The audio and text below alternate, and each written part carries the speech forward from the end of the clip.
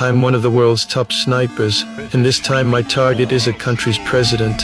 If I pull this off, I'll get paid $10 million. The problem is, this president rarely makes public appearances, so I plan to use his son Fest to lure him out.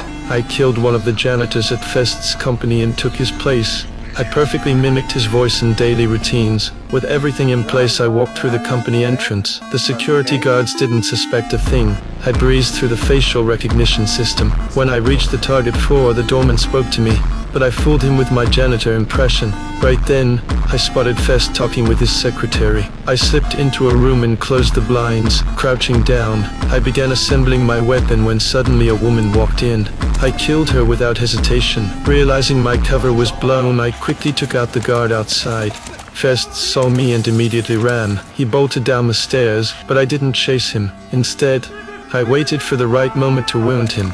My goal wasn't to kill him, it was to use him as bait to draw out the president. I made my way to the roof, tossed smoke grenades below, secured my rope, and rappelled down the building. I made it back to my hotel smoothly, removed all my disguises, and prepared for tomorrow's plan. With Fest hospitalized, the president would have to visit him to maintain his public image.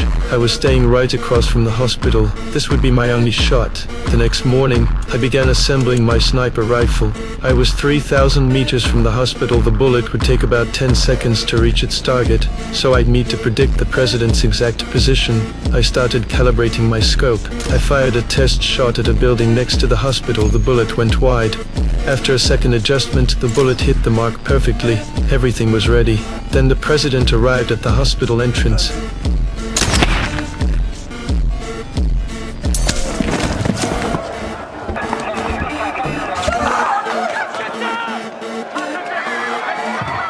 Mission accomplished.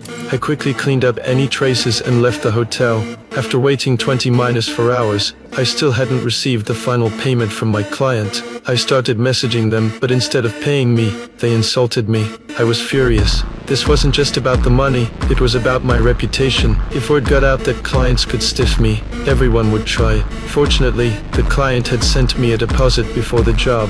I started investigating the bank account. The bank said it belonged to an account in Munich, the same city where I'd assassinated the president. I realized the client must have some connection to the president. I went straight to the bank to inquire about the account, but due to client confidentiality, they could only tell me it belonged to a company. Back home, I started researching this company online.